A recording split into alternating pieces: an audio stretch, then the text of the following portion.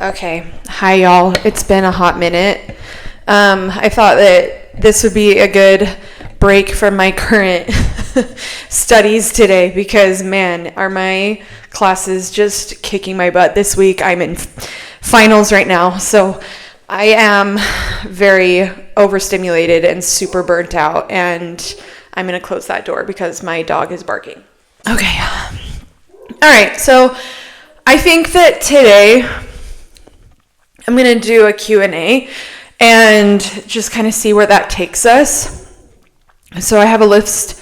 Let's start with an exciting one. What's the most daring thing you've ever done? The ones that immediately come to mind are serving a full-time mission for the church, getting married, having kids, or like getting pregnant intentionally, going into labor, even though that's not necessarily something that I like, right? Like I chose to do, it just had to happen. But that was like one of the most terrifying experiences of my life, was going into labor. But above all of those, the most daring things I've ever done are get a divorce,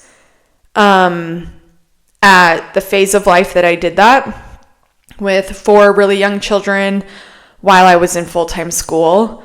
And then the second most daring thing that I ever did was go into full-time school, especially as a single mom. So if you could switch lives with any fictional character, who would it be? Okay, you know who I want to be is Sarah from Daddy's Home, for multiple reasons, but let's just, like, for the obvious reasons, Sarah had her fun with Zaddy, and then she remarried Brad. And, like, Brad is so goals. Like, that is the kind of second husband energy that I'm totally here for. I need a Brad. I need a Brad in my life. Brad is what I'm going for. So if I could switch lives with any fictional character, it would be Sarah from Daddy's Home, for multiple reasons, but mostly because I want a Brad. What's the happiest moment in your life? Now, okay, the reason why I would have a hard time answering this is because I have, like, happiest moments of my life all the time. And this is like a joke in my family. Like, they all make fun of me for this. Oh, Elise, is it the best ever? Is it your favorite ever? Me. Because, like, literally everything is the best and everything is my favorite. And so, like, I literally just, on like a weekly basis or just very, very frequently, I will have like the happiest moment of my life. So it's hard to choose just one because they happen so often, and it's oftentimes just something so simple. I'm trying to think of the last time that I like happy cried, right? Like, I can remember one that just happened a couple months ago, but I can't really say it out loud. Ooh, okay. Happiest moment of my life. Are you ready? The happiest moment in my life. Up to this point, and just like considering what's happened recently, and just everything that's happened in my life that has led up to this moment, I would say one of the happiest moments of my life, apart from like the cliche answers of like the births of my children, birthing my children was by far like peak happiness. But there just isn't much that can really, like, you can't really beat the birth of a child. And the happiest moment of my life actually happened this year for my birthday, which was actually like almost exactly 2 months ago to the day. I signed the title to my house. And this home went from being joint owned between me and my ex-husband to being my sole ownership by me. So that was like one of the happiest moments of my life, was when I was signing that paperwork. And like the people in the room were just like, wow, you're just beaming right now. Like, I was just like, you don't even know. You have no idea what I've gone through to get to this point for me. If I could record that entire scene and that entire moment and like frame it on a wall on repeat, on just replay instead of like a photo, like that was one of the happiest moments of my whole entire life, was signing the title to my house. What's the best advice you've ever received? Oh my gosh. Okay. The best advice I've ever received. It's hard for me to recall all the advice that I've received because I have received some really excellent advice. But something that I'm living by right now, like some advice that I received recently that has really changed my life and has caused me to take some pretty drastic steps in shifting and adjusting my current lifestyle, is basically the concept of like remembering who you were before the world told you who you should be. Removing myself intentionally from spaces that are just a little bit too influential and trying to go back to remembering at what point I started to mask and at what point I started to morph and for what reasons and in what ways. And I'm doing a lot of backtracking and I'm paying attention to what influenced me to become eventually like what I am today. Things that I can change to be more authentic to who I actually am and not who I have been told to be. Okay, so what's your favorite way to relax and unwind? My favorite way to relax and unwind is definitely through trail running. Trail running, being on any kind of trail, being on any kind of watercraft, on any kind of body of water in the mountains, are definitely my favorite ways to relax and unwind. Other ways that I love to relax and unwind are by watching like TV shows, good ones, like good TV shows that just have me really like entranced and just like forgetting about the world around me and just like I'm here. Those are some of my favorite ways to relax and unwind right now. Other ways that I prefer to relax and unwind that are not immediately available to me at this current point in time is like stimulating conversation with another like-minded, similar adult. What's your dream job? I don't know.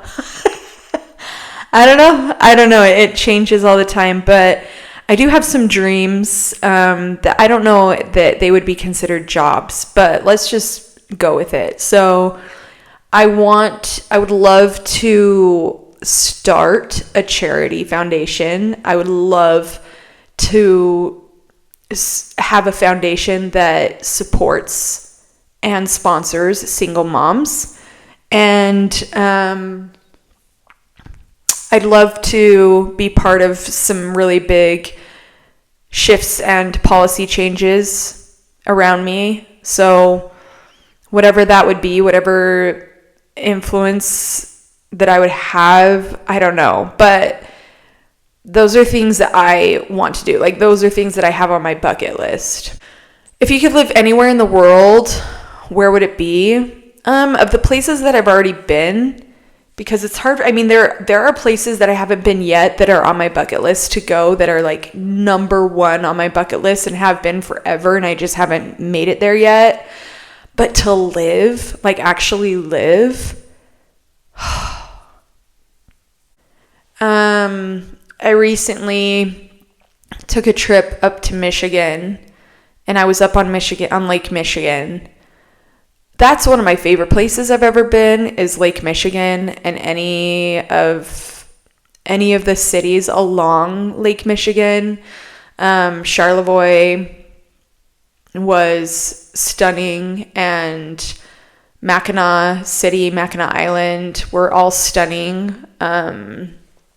I could probably settle somewhere there. I think it would just be so dreamy to live on an island. I think it'd be so dreamy to end up on Mackinac Island or even Beaver Island.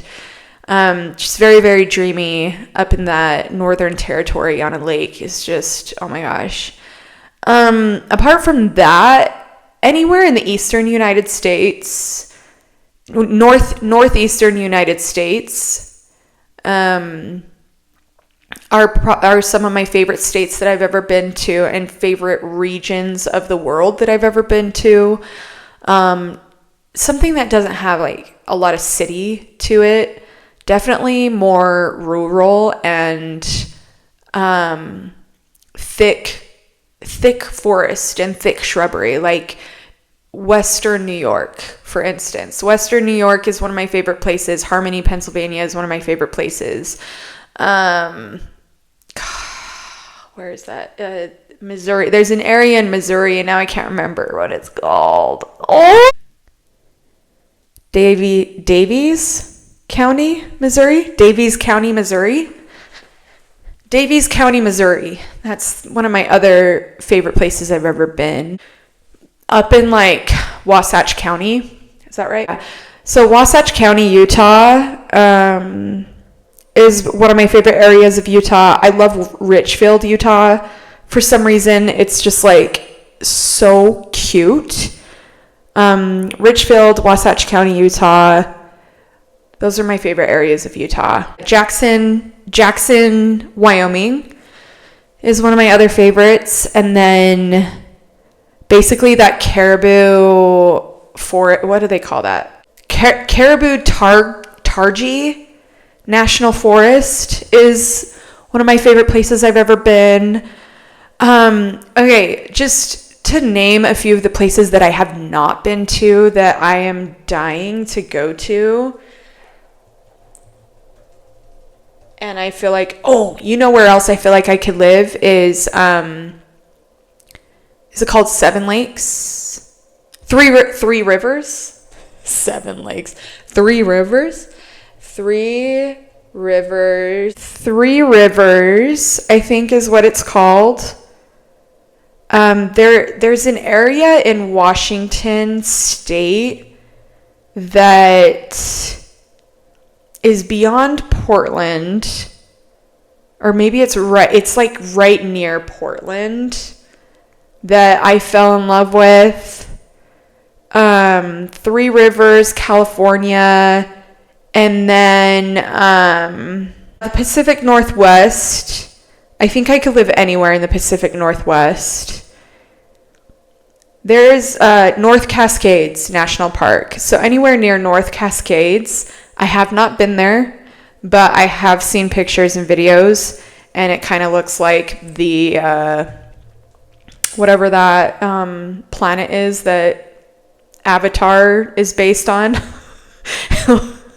looks like that.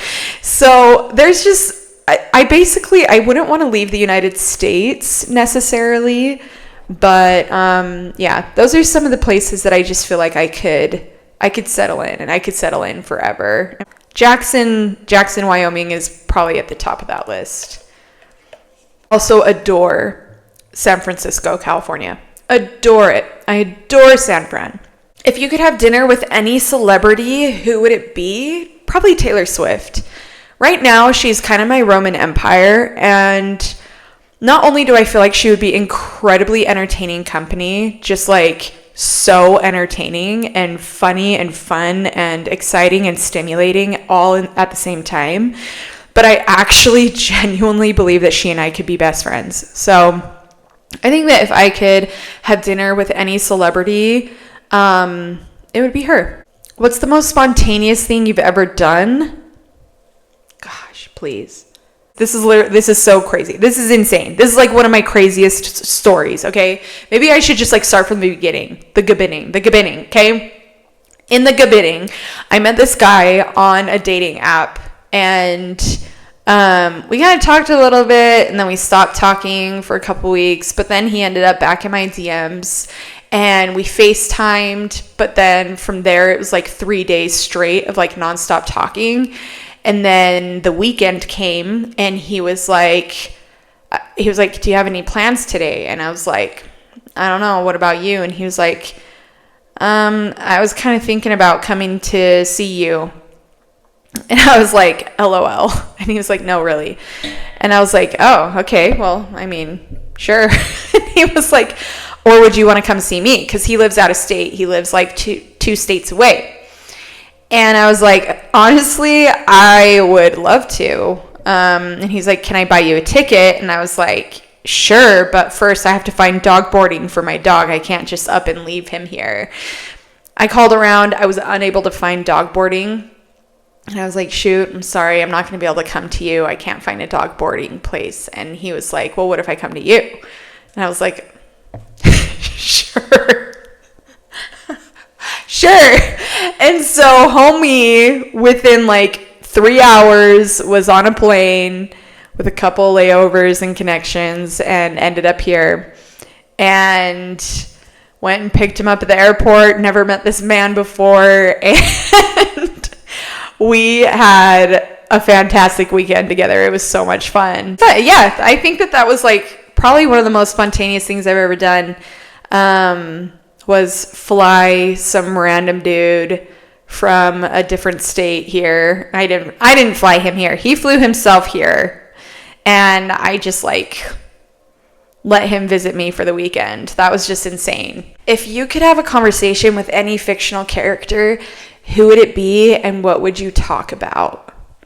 My mind is immediately going to anime. One of the first ones that comes to mind, and I feel like I would need more time to like consider this, because I've watched some really great anime and there have been some really complex characters that would be really interesting to talk to if they were real and an option. But one of the first ones that comes to mind, and this is probably so silly, but the first one that I thought of was Zuko from Avatar. But I almost feel like it would be more stimulating to talk to Uncle Iroh from Avatar. So either Iroh or Zuko, maybe the two of them. Zuko is my favorite Avatar character. And so I just feel like I would really, really enjoy a conversation with him because he is so complex and he does have a very like complex story and history and character, and one that I feel like I can relate to a lot. And so I just feel like he and I would have a lot to talk about. But Uncle Iroh would just be like, he would be like Papa. Like he would just be like giving me all the grandpa advice that I need and just like healing my soul with every word that he has to say. And I just feel like it would just be a very healing experience to talk to Uncle Iroh. What is the funniest thing that has ever happened to you? Oh my gosh. I mean, there was this one time that I was like out in the front yard doing yard work, and I had been digging like this plant patch. Anyway, in the middle of my lawn is like this cemented like patch of flowers and bushes and like a little, like a big bush tree. And I can't remember what they're called, but when we first moved into this house, I was out there and I was like digging up the plants because it had just been severely neglected and was a hot mess. So I was just like digging everything out of it. And I remember I tried to move my garbage can because I had it nearby and like I had the cap, like I moved the cap off and it was like hanging on the back. But to move the garbage can, you have to like lean it back, which puts the cap like in the way. And for some stupid reason, I thought I could move it anyway. And I just remember like, what happened? I fell with the garbage can, like my huge garbage can in my front yard. I fell, and it fell, like we both fell at the same time, but I think I ended up like semi inside of the garbage can. Like I think half of my body ended up falling inside the garbage can, and like all of these freaking like bush clippings and flowers and dirt and worms like crashed into me, and I was a mess, and then I was kind of stuck, so I was like kind of stuck halfway inside of this garbage can, and we were like trapped because it was just the way that it fell, and the way that it fell on me was just really like we were trapped. And it was just super funny and embarrassing because I did have other neighbors that were outside at that time. Another really funny thing that happened to me also that has to do with yard work. I have a lot of funny stories pertaining to yard work in particular, but I was trying to, first of all, I have never filled a gas can in my life. So I had to refill a gas can in order to refill my my lawnmower. And so I like take the gas can to the freaking gas station, and I'm like trying to open it. I can't get it open. And I like look over around me just trying to find a man, right? Because like a man's going to know how to do this. So I'm like, I go up to this guy and I'm like, hey, can you help me with my gas can? And he's just like, yeah. And he was like, as he's helping me, he's like, why are you doing this by yourself? And I was like, because I'm single, sir. Because I'm a single mom and I have to figure these things out. And I've never done them before. So please just teach me. And so he's there filling up my gas can and like basically telling me how to use it, like where to push this, that, and the other, and all the things. And I get back to the house and like tilt the gas can to pour it into the lawnmower, and didn't do it right. I guess I was holding it on an angle because when I pushed it to release the pressure and to, I don't know, it like allows for the gas to go into like through the spout, right? I think I was holding it up against the wall of the opening of the lawnmower because it sprayed up. It sprayed up into my face. It sprayed into my eyeballs, into my mouth, into my hair, my face, my skin, all over my clothes. Like it just like, and I was just like, ah! and I like screamed, and I'm covered in gasoline. So now I smell like crap, and I haven't used this lawnmower in probably at least a year. Okay. So there was like a year or two where I never used my lawnmower because we hired one of the neighbor boys to take care of the yard for us while we were really, really busy. And I figure out how to fill up the lawnmower with gas after spraying myself. I put it back, and then I can't start it.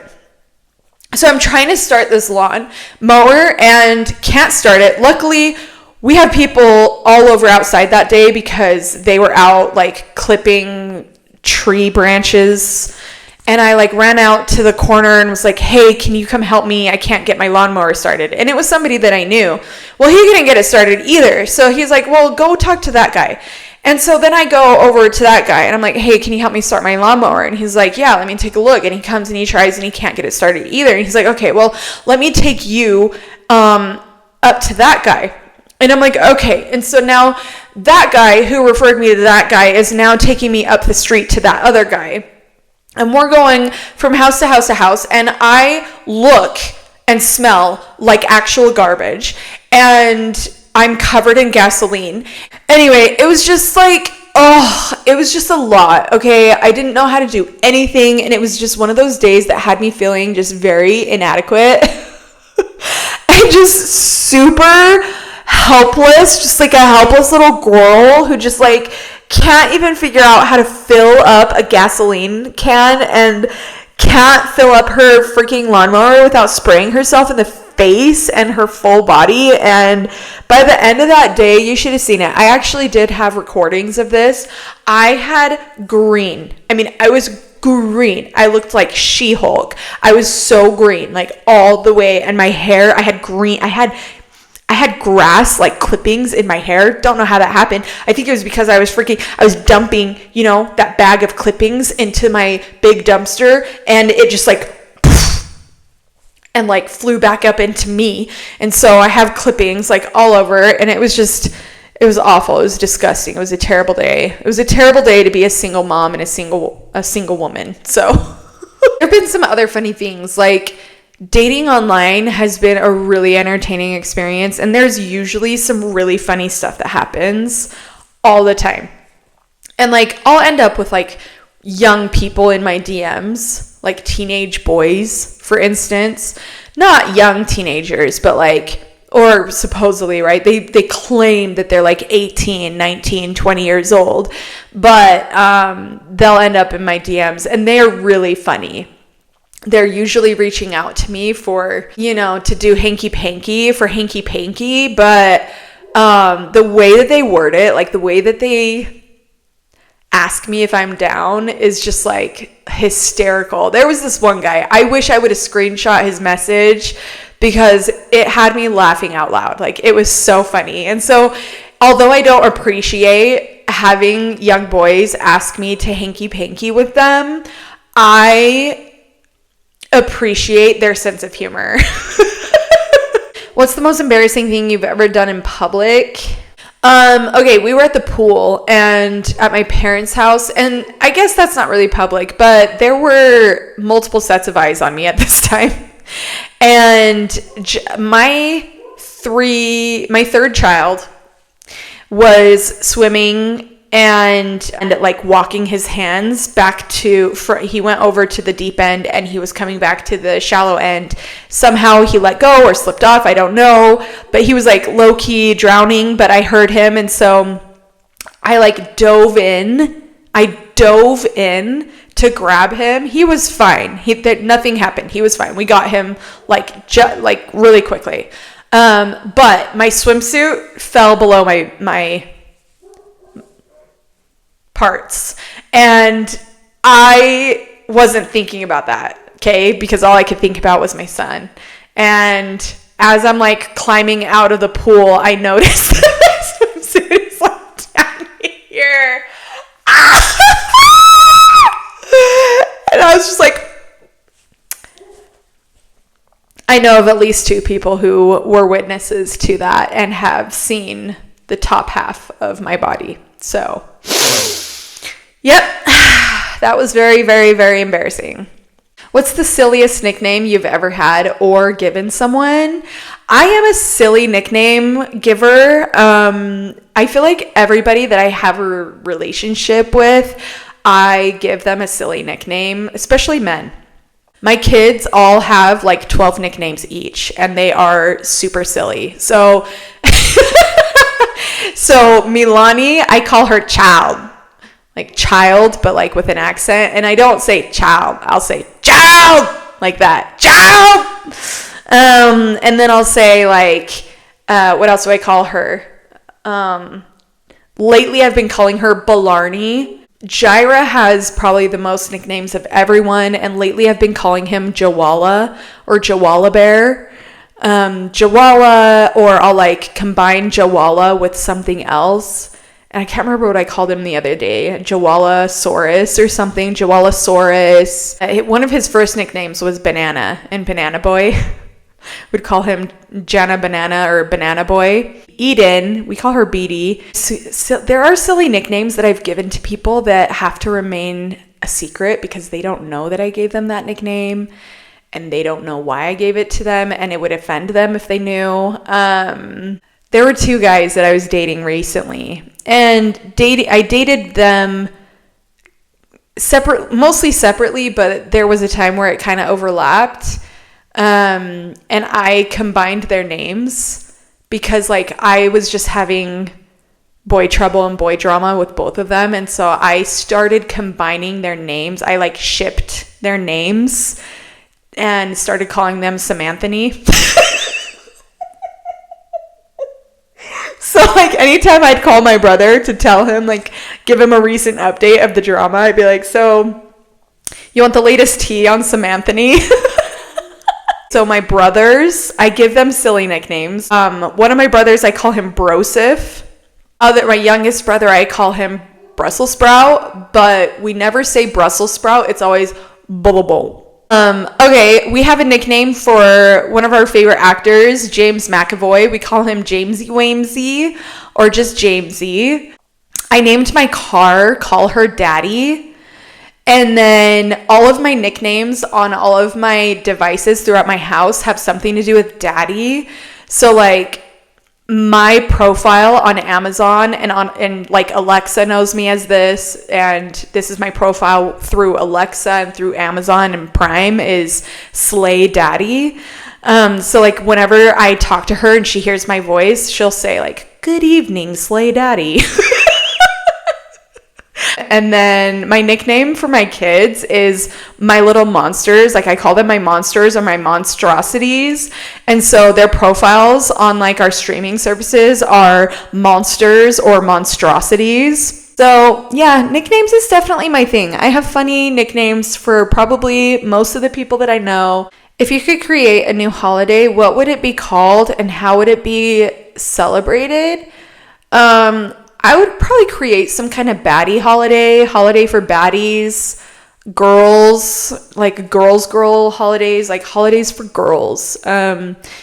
Just like girl power holidays, kind of like Pride Month. It'd be like that, but like for girls, for women, like woman Pride Month. And it would be like a month-long celebration of women, and there'd be like a pride parade and everything for women, and celebrating women and celebrating womanhood, and